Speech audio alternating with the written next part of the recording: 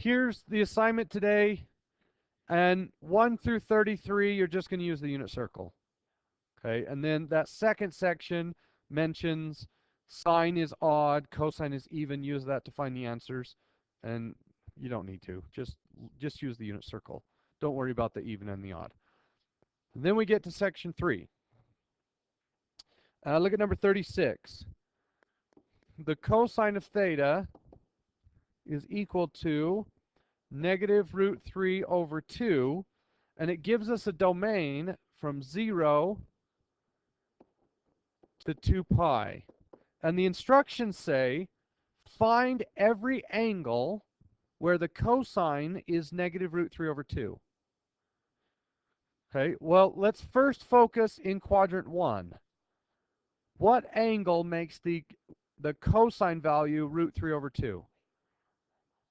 Yes. No, the even and odd don't matter. So which angle gives me this value? No, in quadrant 1. Pi over 6. It's this triangle right here. Hold on. We'll get to the negative in just a second. So the cosine of theta is root 3 over 2 when the angle is pi over 6. And we're looking at the length of the ground. That length right there is root 3 over 2. Now, there are 4 triangles where that happens. What is the angle in quadrant 2? 5 pi over 6, and in quadrant 3, 7 pi over 6, and in quadrant 4, 11 pi over 6. Well, yeah, you could probably work in odd or even, but you don't need to. But I don't want to know root 3 over 2. I want negative root 3 over 2. So which 2 of those angles would be this? So 5 pi over 6 and 7 pi over 6 are the 2 angles where the cosine is equal to negative root 3 over 2. Yeah, that'd be the answer. Right, so let's do another one like this, and then we'll get to one of the 4 pi ones. Okay, 38. The sine of theta is root 3 over 2, and my domain is from 0 to 2 pi. Okay. So we want the y value to be root 3 over 2. And that happens at pi over 3, right? And we're looking at this length here. Which quadrants is the sign positive in? 1 and 2. Do I need to worry about these 2 quadrants? No, because it's negative. So I can actually just throw those out, and then I have to mirror that triangle to the other side. What's this angle? 2 pi over 3.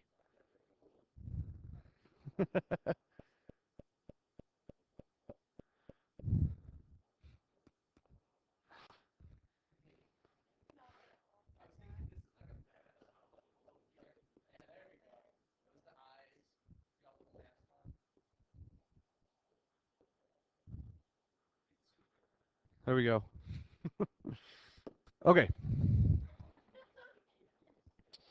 Okay. Look at 40. 40 says the sine of theta is negative 1, but the domain is from 0 to 4 pi.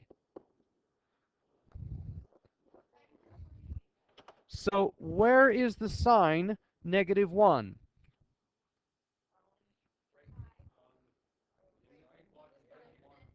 Right here. So that would be 3 pi over 2. Oh no, we're not in degrees, so we don't want to add 360. We want to add 4 pi over 2. We want to add 2 pi.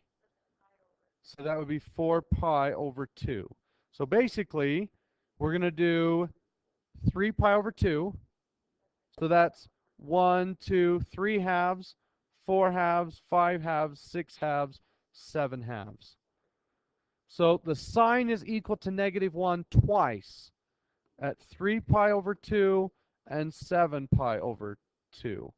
Why don't we keep going? Right? If I did 11 pi over 2, that number is bigger than 4 pi. Okay? All right, number 44.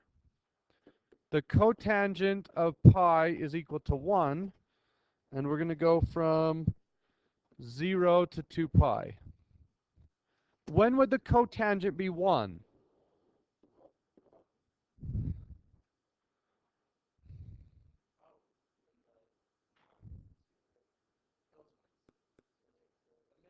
It's got to be the middle, and which two quadrants would it be in? 1 and 3. Why not 2? So right here, we have a positive y and a negative x, which would make the cotangent negative.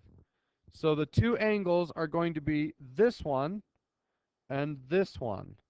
So this one is pi over 4, and it would be root 2 over 2 divided by root 2 over 2.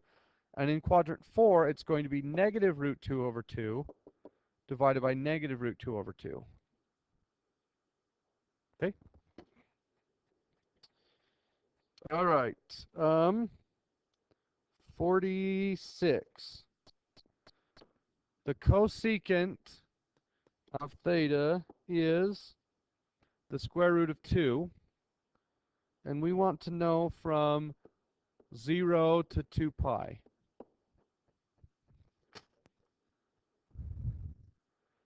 Square root of 2. Cosecant lines up with sine. So its base is the upside down sine. Where are we going to get root 2? It's got to be the middle, because this angle right here is root 2 over 2. If I flip that upside down, if I flip this upside down, I get 2 over root 2. Can't leave it there. 2 root 2 over 2, and the 2 cancels. So it has to be pi over 4. And what other quadrant is the cosecant going to be positive in? And you might want to remember, all suckers take calculus. Though that's the positive. They're all positive here. Sine is positive, tangent is positive, cosine. So it's going to be in quadrant 2, which is 3 pi over 4. Does that make sense? Yeah, so pi over 4 and 3 pi over 4. Yep. Okay. 55. The average daily temperature in Peoria, Illinois can be predicted by the formula T minus 28 times the cosine of 2 pi divided by 8 minus, or x minus 31 divided by 365, where x is the number of days in the year.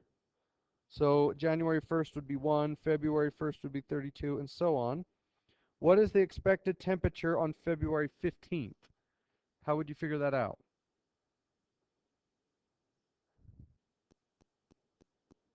You'd plug in 32 plus 14. Well, January has 31 days, so it'd actually be 31 plus 15 would be 46, and you just plug 46 into the formula and... Right, so the 31st of January, January has 31 days, plus 15 days in February. So you just plug in 30, what did we decide, 36. Okay? So Oh, hang on. I'll get to that in a second. So these are all basically the same thing. You have a trig formula, and you're given a specific x value, and you solve for that. You solve for the y value given the x value. Okay, that the story problems all kind of work that way. What about undefined? So I'll just make one up. Let's say the cotangent is of theta is undefined, and then from 0 to 4 pi. Well, the cotangent is x over y. So when would the cotangent be undefined? When y equals 0. So in this circle, where does y equal 0? Here. So 0 and pi, and so 0, pi, 2 pi, and 3 pi, and this is actually an equal to, so 4 pi is also included. So yeah, when is the secant undefined? So secant matches up with cosine. So when is the secant undefined? When x is 0, when cosine is 0. When is the cosecant undefined? When the y is 0. When is the tangent undefined? When x is 0, because it's y over x. Okay. So you're doing every other odd, which means you'll do 1, you'll skip 3, you'll do 5, you'll skip 7, you'll do 9 up until 35. Okay? I don't even know if you're going to do 33. You may or may not. I didn't count it out. So, okay. Good luck.